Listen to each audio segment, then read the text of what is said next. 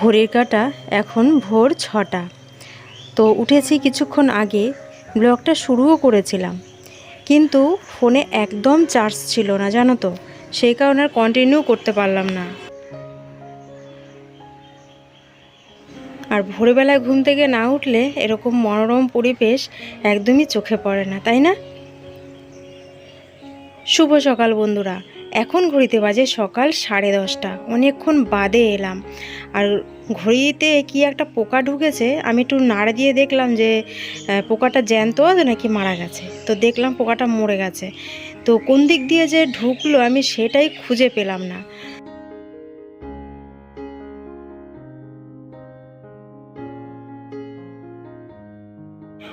নমস্কার বন্ধুরা, তোমাদের সঙ্গে দেখো ইন্ট্রোটা দিতেই ভুলে গেছি। কেমন আছো? আশা করি সবাই সুস্থ আছো, ভালো আছো। আমি মিতালি, আমার নতুন একটা ব্লগে সবাইকে স্বাগত। তো এখন ঘড়িতে বাজে সকাল 10:30, তোমরা দেখলেই। আর ভাবলাম আজ বিছানার চাদরটা পাল্টিয়ে দিই। অনেক দিন বিছানা চাদর পাল্টানো হয় না, প্রায় 1 সপ্তাহ হয়ে গেছে। আর নোংরাও হয়েছে, না তুললে হতো না জানো তো। তো বিছানা চাদরটা তুলতে গেলে আমার আরও কাজ যেন বেশি বেড়ে যায়। তো এদিক ওদিকে একটু নোংরাগুলো না ছাড়লে না ভালো লাগে না। তো বিছানা চাদরটা তুলে দেখো টেডিটা একটু ঝেড়ে নিলাম, কারণ টেডিটা দেখি প্রচুর ঝুর পড়ে গেছে। আর দুষ্টু এখন খুব একটা টেডি নিয়ে খেলে না, ওই কেনা পর্যন্তই ওর সার। তো দেখো দেয়ালে এইভাবেই রেখে দিয়েছি। তো চলো বন্ধুরা, আজকের ব্লগটা জানি না কতদূর কি ভালো লাগবে, তবুও আশা রাখি তোমাদের ভালো লাগবে। আজকে সমস্ত কাজকর্ম করতে করতে তোমাদের সঙ্গে একটা গল্পই বলতে পারো, যেগুলো মানুষের জীবনে অনেক সময় ঘটে, আর সেগুলোই তো গল্প হয়, তাই না? তো সেরকম একটা গল্প তোমাদের সঙ্গে শেয়ার করব, যেগুলো প্রত্যেকটা বাড়িতেই কম বেশি হয়। তো চলো, একদম স্কিপ করো না। ভালো লাগলে অবশ্যই একটা লাইক করো আমার আজকের ব্লগটা যারা নতুন দেখছো। আর যদি মনে হয় যে সাবস্ক্রাইব করা যায় তাহলে অবশ্যই সাবস্ক্রাইব করে নিও। গল্পটা শুরু করার আগে আর আরেকটা কথা বলে নিই। আমি এদিকে দেখো বিছানা চাদরটা তুলে ফ্রিজটা পরিষ্কার করব, আর তার সঙ্গে আমার দুষ্টুও করবে আমার সঙ্গে কাজ। চাদরটা তুলে বিছানাটা ঝেড়েছি, ধুলোগুলো আশেপাশে যে আসবাবপত্র থাকে সেগুলোতে তো যাই, সেই জন্য চাদর তোলার পরে এই কাজগুলো হচ্ছে আমার বাড়তি কাজ। আর যেহেতু কলিন দিয়ে পরিষ্কার করছি, দুষ্টুও দেখো আমার দেখা দেখি দরজার মধ্যে কলিন দিয়ে পরিষ্কার করতে শুরু করে দিয়েছে। আর ও খুব মজা পায় কলিনটা দিয়ে ও পরিষ্কার করতে, মানে ওর একটা খেলা ভাবে। আর জিনিসটাও নষ্ট হয়, তো আমি সেটাই গিয়ে ওকে বললাম যে বাবা এইভাবে জিনিসটা নষ্ট করিস না। আর কলিংও খুব একটা বেশি নেই, আর ও তো জানোই যে কতটা দুষ্টু। আমাদের প্রায় প্রত্যেকটা সংসারেই এই জিনিসগুলো কম বেশি হয়। তো চলো, যে গল্পটা তোমাদের সঙ্গে শেয়ার করব, সেটা হচ্ছে একজন ননদ আর একজন বৌদির কথোপকথন। তো ননদ অনেক দিন পর বাপের বাড়িতে এসছে, এসে দেখে তার বৌদি একসঙ্গে দুটো প্রেসার কুকার কিনেছে। তো রীতিমতো ননদ অবাক হয়েই তার বৌদিকে জিজ্ঞেস করলো, কী গো বৌদি, তুমি দুটো প্রেসার কুকার একসঙ্গে কিনেছো, দুটো প্রেসার কুকার দিয়ে কী করবে? তো এই কথাটা শুনে বৌদি ননদের প্রশ্নের উত্তরে দিল, কেন, পারমিতা আসলে তো আমার দুটো প্রেসার কুকার লাগবেই, তাই না? এই প্রসঙ্গে একটা কথা বলে নিই, পারমিতা হলো যে বৌদি আর কি, সেই বৌদির হচ্ছে হবু ছেলের বউ।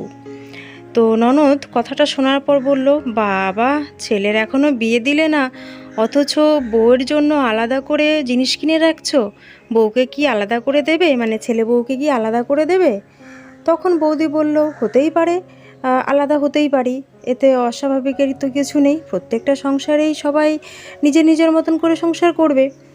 তো এই কথাটা শোনার পর ননদ বলল, কেন, আলাদা হওয়ার কি আছে, শাশুড়ি বউ একসঙ্গে থাকবে, এখানে আলাদা হওয়ার তো কিছু নেই। তখন বৌদি বলল যে না, পারমিতার মনে হতেই পারে ও আমার সঙ্গে মানিয়ে নিতে পারছে না, বা আমাকেও মায়ের মতন মনে করতে পারছে না, সেই জন্য ও ওর মতন করে নেবে। আর আমি সেই জন্যই গুছিয়ে রাখছি যাতে এসে ওর অসুবিধা না হয়। তো এই কথার সঙ্গেও বৌদি আরেকটা কথা বলল, যে শাশুড়ি তো কখনো মায়ের মতন হয় না, শাশুড়ি শাশুড়িই হয়। তো তখন ননদ বলল, কেন বৌদি, আমার মা কি তোমাকে মেয়ের মতন দেখে না, নাকি তোমাকে মেয়ের মতন ভালোবাসে না? তো এই কথাটা বলার পর বৌদি বলল, সেটা তুমি ভালো করেই জানো যে তোমার মা আমাকে কতটা মেয়ের মতন দেখে। বিয়ের পর যখন নতুন নতুন আমি রান্নাঘরে ঢুকতাম, রাতে রুটি বানাতে বলতেন, তো আমি তো রুটি ভালো করে বেলতে পারতাম না, ভালো গোল হতো না। তো তখন তোমার মা আমাকে কি বলেছিলেন সেই কথাটা নিশ্চয়ই তুমি ভুলে যাওনি। মায়ের কাছ থেকে কি শিখে এসেছো যে সাধারণ একটা রুটি বেলতে পারো না? আর এই একই কথা যখন তোমার শ্বশুরবাড়ি থেকে তোমার মাকে যখন ফোন করে জানায়, তখন তোমার মা কি বলেন যে বেয়াই বা বেয়ান একটু হাতে ধরে শিখিয়ে নেবেন, আমার মেয়ে কিন্তু বাপের বাড়িতে কোনো কাজ করেনি। তো তোমার মা তো আমাকে তখন এই কথাটা না বলে নিজে শিখিয়ে দিতেও পারতেন, কই তিনি তো শেখাননি। তারপরে এই দেখো না, বিয়ের পর যখন আমি শাড়ি পরতে পারতাম না, তো তখন কিন্তু তোমার মা আমাকে কখনো বলেনি তুমি শাড়ি পরতে পারো না, ঠিক আছে তুমি নাইটি পরো বা চুড়িদার পরো, সেটাই কিন্তু তিনি কখনো মুখ ফুটে বলেননি।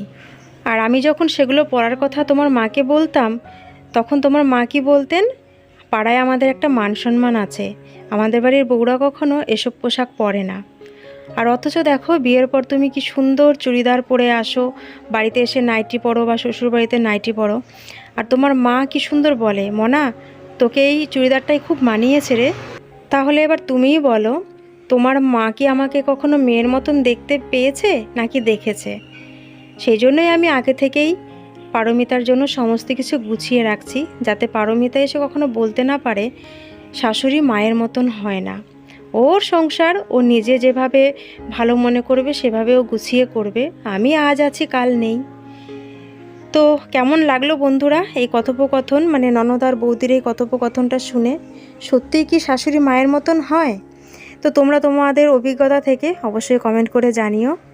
তো দেখো ঘরের কিন্তু অনেক কাজকর্ম করে নিলাম, রান্নাঘরে রান্না বসাবো, সমস্ত মশলার কৌটাকাটি গ্যাসের পাশে রেখে নিলাম হাতের কাছে, যখন যেটা প্রয়োজন হবে আমার রান্না করতে সুবিধা হবে। আর রান্নাঘরটা মুছে নিলাম। আর দেখো বিছানার চাদরটা তুলে এনেছি, আজকে না কাচবো না, কারণ আকাশটা একদমই ভালো নয়, মেঘলা মেঘলা আকাশ, খালি খালি ভিজিয়ে ভোগান্তি, বারে বারে তুলতে হবে মেলতে হবে। আর এখন বর্ষাকাল তো এটা চলতেই থাকবে, যতদিন না পুজো টুজো আসছে ততদিন হয়তো এরকমই আবহাওয়ার অবস্থা থাকবে। তো কালকে শাড়িটা পরেছিলাম বন্ধুরা, তোমাদের সঙ্গে তো শেয়ার করা হয়নি, কারণ শেষের দিকে আমি তোমাদের বলতেই ভুলে গেছিলাম। গতকাল রবিবার ছিল, এই শাড়িটা আমি পরেছিলাম। শাড়ি পরে সে এক চরম ভোগান্তি আমাকে ভুগতে হয়েছে। রান্না টান্না প্রায় আমার শেষের মুখে, তখন কোথা থেকে হয়তো শুয়োপোকা লেগেছিল কিনা জানি না, তো কিছুতেই শাড়িটা আমি পরে থাকতে পারছিলাম না, গায়ে হাত পায়ে এত পরিমাণে চুলকাচ্ছিল। শেষে শাড়ি ছেড়ে স্নান করে আবারও আমি নাইটি পরতে বাধ্য হয়েছিলাম। তো কোথা থেকে লাগলো শুয়োপোকাটা আমি নিজেও দেখতে পাইনি। আর তার কি যন্ত্রণা তোমাদের আর কি বলবো। তো যাই হোক চলো, জামা কাপড় যেটুকু ছিল সেটুকুই আর কি কেচে নিলাম, কোনোরকম শাড়িটাই কাচলাম, বিছানা চাদরটা তো দেখলেই রেখে দিলাম, কাচলাম না, কারণ তোমরা বাইরের ওয়েদারটা দেখে বুঝতেই পারছো রোদ একদমই নেই। তো শাড়িটা সেই জন্যই কেচে বাইরে মেলে দিচ্ছি, যা শুকানোর শুকাবে, না হলে বারান্দায় নিয়ে গিয়ে মেলে দেবো। আর এই পর্যন্ত যেসব বন্ধুরা আমার ভিডিওটা দেখলে লাইক করনি, প্লিজ একটা লাইক করে দিও, কারণ তোমাদের একটা লাইক পাওয়া মানে আমার সত্যি অনেকটাই আনন্দ, জানো তো। কারণ লাইক কমেন্ট করলে ব্লগ করার যে একটা আনন্দ বা উৎসাহ, সেটা কিন্তু অনেকটাই বেড়ে যায়, তাই না বলো?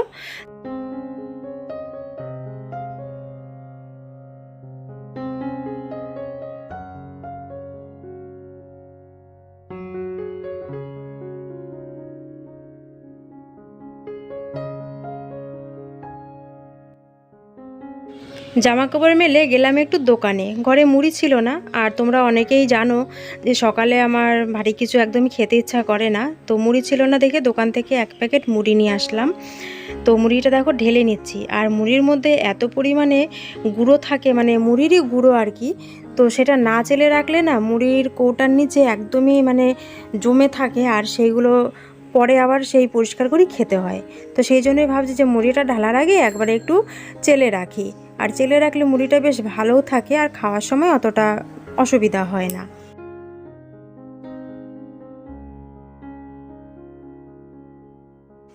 গতকাল দুষ্টু বাবা একটা দাদার বাড়ির থেকে কাঁঠাল নিয়ে এসছে, তো গতকাল রাতে আর লোভ সামলাতে পারলাম না, গতকাল রাতে কয়েক কোষ খেয়ে নিয়েছিলাম, আর সকালে দেখো কাঁঠালও নিয়ে নিয়েছি আর একটু মুড়ি দিয়ে খেয়ে নিলাম।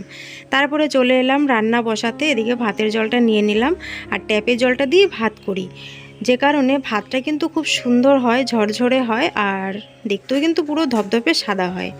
আর কলের জল দিয়ে কোনো দিন যদি রান্না করি, দেখা গেল টাইমের জলটা পেলাম না, বা অনেক সময় মনে থাকলো না তুলে রাখতে, তো কলের জল দিয়ে করলে না ভাতটা পুরো লাল হয়ে যায়। আর আজকে ডাল করব।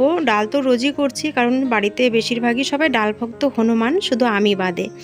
তো একটুখানি ডাল ছিল, সেটাই আর কি করব, কারণ মাসের আজকে প্রায় 22 তারিখ হয়ে গেল। তো 1 কিলো ডাল এনেছে মাসে, ডালটা প্রায় শেষ হয়ে গেছে। তো সেই কারণে যেটুকু ডাল ছিল কৌটাতে সেটুকু আর কি নিয়ে নিলাম। আর গতকাল সবজি বাজার কিছুই ফ্রিজে তোলা হয়নি, ওরকমই ব্যাগের মধ্যেই ছিল। তো সেইগুলোই দেখো ঢেলে নিলাম। করব হচ্ছে উচ্ছে ভাজা, তো ব্যাগের মধ্যেই আর কি উচ্ছেগুলো ছিল। আরও রয়েছে এখানে পটল আর হচ্ছে ঢ্যাঁড়স। তো উচ্ছেগুলো বার করে নেব বেছে বেছে। আর আমার দুষ্টু সোনা তো উচ্ছে ভাজা খেতে খুব ভালোবাসে। আর উচ্ছের প্রচুর দাম, শুধু উচ্ছে বলে নয়, সমস্ত সবজিরই কিন্তু খুব দাম। তো উচ্ছে যেহেতু অল্পই রয়েছে, তো করব কি একটু আলু দেবো এর সঙ্গে, আলুটা দিলে একটু বাড়বে। ডাল আর উচ্ছে ভাজা আর পটল ভাজা, এই করব হচ্ছে আজকে রান্না। কারণ কি বলতো, রোজ রোজ বেশি কিছু রান্না করতেও ভালো লাগে না। আর তেলও বাড়ন্ত, যেটুকু তেল আছে ওইটুকু তেল দিয়ে কোনো রকম ডাল, উচ্ছে ভাজা, পটল ভাজা হয়ে যাবে। তো ভেবেছিলাম সোয়াবিন করব, কিন্তু সোয়াবিন রান্না করলে দেখা যায় কি দুষ্টুর বাবা আর খেতে চায় না। তো পরে গিয়ে কি হয়, পরের দিনও পড়ে থাকে, আর না খেলে সেই জিনিসটা না ভালো লাগে না। তেল মশলা দিয়ে গ্যাস পুড়িয়ে রান্না করব, তারপর যদি এসে না খায়, দেখবে কিন্তু ভালো লাগে না।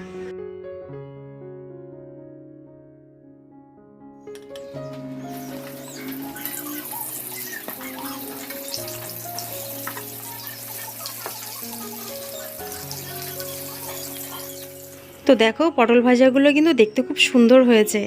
আর পটল ভাজা দিয়ে গরম ভাত দিয়ে কাঁচা লঙ্কাই বলো, শুকনো লঙ্কাই বলো, আমার তো খুব প্রিয় একটা খাবার, আর সেটা আমার খুব ভালো লাগেও খেতে। তো রান্না বান্না সেরে একবার স্নানটা করে নিলাম। আর দেখো কি বৃষ্টি হচ্ছে, দাঁড়াও বাইরেটা দেখাই। ওই দেখো, এই দেখলাম একটু আগে রোদ্দুর, সব জামা কাপড়গুলো তুলে নিয়ে আসলাম। তুলে এনে এই দেখো, এই যেখানটা মেললাম, শাড়িটা ঘরে মেলে দিয়ে আসলাম। যেহেতু ঘরে ফ্যান চলছে, শুকিয়ে যাবে শাড়িটা। ভাগ্যিস বিছানা চাদরটা কাচেনি, তাহলে হয়তো বিছানা চাদরটা শুকাতো না, উল্টে আরও পচা গন্ধ বেরিয়ে যেত। তো এর আগেও একজন কমেন্ট করে বলেছো কমফোর্ট দিতে, তো কি বলো তো, আনাই হয় না, সেই জন্য দেওয়াও হয় না। তো রান্না সেরে স্নানটা করে নিলাম, ভালোই লাগছে। এখন বৃষ্টিটা হচ্ছে, বেশ ঠান্ডা ঠান্ডা লাগছে, ভালো লাগছে। এখনও ভাত খাওয়া হয়নি, আমার দুষ্টু সোনার ভাত খাওয়া হয়ে গেছে। আর এখন দুষ্টু বায়না করছে, ওকে আইসক্রিম কিনে দিতে হবে। এই ভিজছিস কেন বৃষ্টির মধ্যে? স্কুল ছুটি হয়েছে, সব ভিজতে ভিজতে যাচ্ছে বাচ্চারা। তো ওর এখন হচ্ছে মন চাইছে আইসক্রিম খেতে। তো আইসক্রিমের গাড়ি যায়নি, ঘন্টা বাজাতে বাজাতে গেছে পেয়ারা মাখা, তারপরে হচ্ছে কামরাঙা মাখা, ওগুলো যাচ্ছে।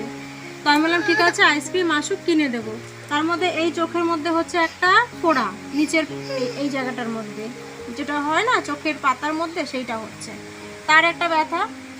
তো যাই হোক, কি আর করা যাবে, বিকেলের দিকে যদি পারি একটু হোমিওপ্যাথি ওষুধ এনে দেবো। আর উনি আবার বাবাকে ফোন করেছে, ফোন করে বলছে বাবা বিকেলে আসার সময় আমার জন্য ওষুধ নিয়ে এসো, আমার চোখে ফোড়া হয়েছে, চোখে ব্যথা করছে। দেখো একটু বাবা সবাইকে, এই দেখো, তোমরা দেখতে পাচ্ছ কিনা জানি না, এই দেখো ছোট্ট মতন একটা ফোঁটা দেখা যাচ্ছে। তো যাই হোক, চলো ব্লগটা বেশি বড় করবো না, কারণ এই বৃষ্টির মধ্যে ব্লগ করতে একদমই ভালো লাগে না। তার মধ্যে রান্না বসিয়েছি, তখনও বৃষ্টি, সেই ক্যামেরার ফ্ল্যাশ জ্বালিয়ে তারপরে হচ্ছে ভিডিও যেটুকু করার করেছি। জানি না কতদূর কি করেছি, সেটা হয়তো তোমরা দেখলেই হয়তো বৃষ্টির ইচ্ছে আসছে। বাবা এদিকে সরে আয়। তো যাই হোক, চলো আজকের মতন ব্লগটা তাহলে এ পর্যন্তই। আবারও তোমাদের সঙ্গে দেখা হচ্ছে অন্য কোনো নতুন ব্লগে। সবাই ভালো থেকো, সুস্থ থেকো অবশ্যই।